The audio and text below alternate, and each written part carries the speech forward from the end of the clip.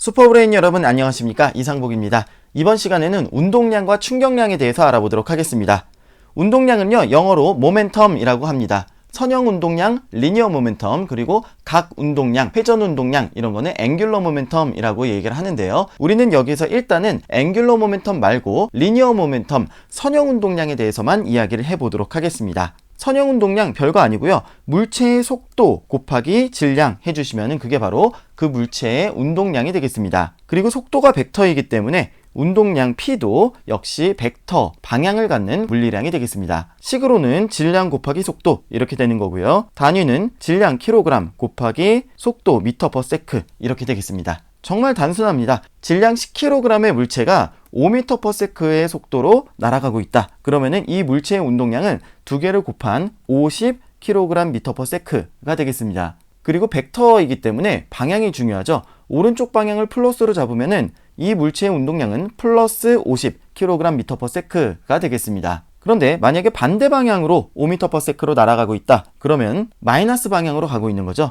그렇기 때문에 운동량이 마이너스 50kg/m/s가 되겠습니다. 운동량이라고 하는 것이 방향을 갖는 벡터 물리량이다 라고 하는 거 꼭 기억을 해주시고요. 다음은 충격량입니다. 충격량은 영어로 impulse라고 부릅니다. 충격량은 물체에 얼만큼의 힘이 얼마나 오랫동안 가해졌는가를 나타내는 물리량이 되겠습니다. 기호로는 I라고 쓰고요. 역시 벡터입니다. F, 힘을 시간에 대해서 적분한 거, 그게 바로 이제 충격량이 되겠습니다. 한마디로 F, T 그래프에서 요 넓이가, 그래프의 넓이가 바로 충격량이 되겠습니다. 그리고 힘을 적분했다라고 해서 역적이라고 하는 그런 표현도 사용을 합니다. 충격량의 단위는요, 힘 그리고 시간 이렇게 곱한 뉴턴 세크가 되겠습니다. 그리고 충격량은 운동량하고 매우 밀접한 관계를 가지는데요. 이 둘 사이에 어떤 관계가 있냐? 바로 물체에 가해진 충격량만큼 물체의 운동량이 변한다 라고 하는 관계가 있습니다. 다시 말해서 물체의 충격량을 가하면 그만큼 그 물체의 운동량이 변하게 되겠습니다. 여기에 질량 10kg짜리의 물체가 5m/s로 날아가고 있었습니다. 그런데 이제 벽에 딱 부딪혔어요. 그 다음에 정지를 했습니다. 그러면은 원래 50kg/m/s였는데 운동량이 0이 되었죠. 그럼 이 벽면이 물체에 가해준 충격량은 왼쪽 방향으로 50kg/m/s가 되겠습니다. 자, 그 다음에 물체가 튕겨져 나오는 경우 생각해 보도록 하겠습니다.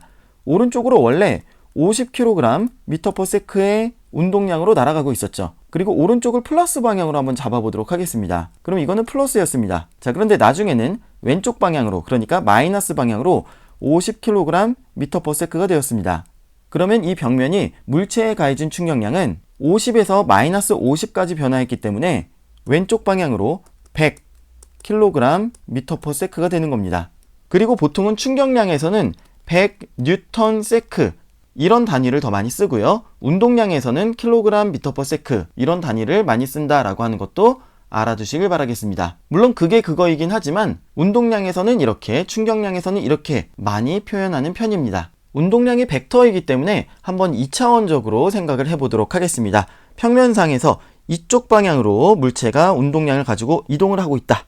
그런데 어느 순간 딱 하고 충격을 받아서 이번에 이쪽 방향으로 P2만큼의 운동량을 가지고 운동을 하게 되었다 라고 한다. 그러면은 운동량의 변화량이 있을 겁니다. 그게 바로 벡터 P2-P1이 되겠습니다. 그리고 운동량의 변화는 바로 충격량이 되겠습니다. 한마디로 이때 가해진 충격량을 우리가 계산을 통해서 구해줄 수가 있다 라고 하는 의미가 되겠습니다.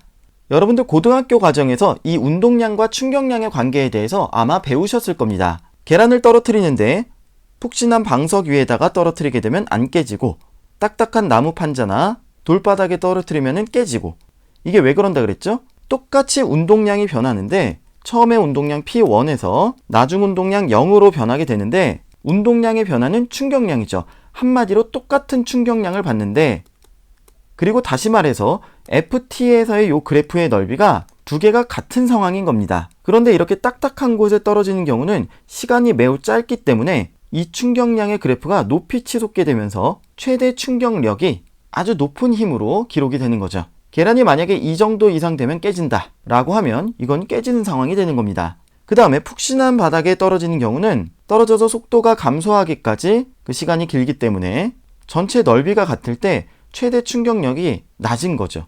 그래서 깨지지 않을 수 있다. 뭐 이런 이야기들을 아마 들으셨을 겁니다. 그리고 운동선수가 공을 멀리 쳐내기 위해서는 공의 충격량을 가해주게 되는데, 짧게 끊어치면은 공이 받는 충격량이 요 정도이겠지만 조금 더 팔을 밀고 허리를 틀어서 쭉 밀어치면은 이렇게 시간을 더 오랫동안 지속시킬 수가 있다라고 하는 거죠. 그래서 공을 밀어치게 되면 이만큼의 엄청난 충격량을 받게 되는 거고, 그러면 공의 운동량이 커지게 될 겁니다. 한마디로 멀리 날아가게 되겠죠. 자, 운동량과 충격량 내용 정리해 보도록 하겠습니다. 운동량은 P라고 쓰고요. 질량 곱하기 속도다. 그리고 벡터다 라고 하는 거 기억해 두시고, 단위는 킬로그램 미터 퍼 세크 그냥 써주시면 되겠습니다.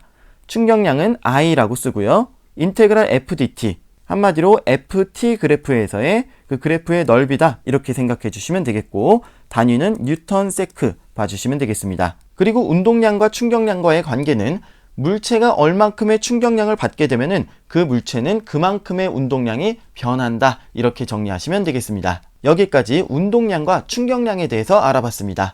감사합니다.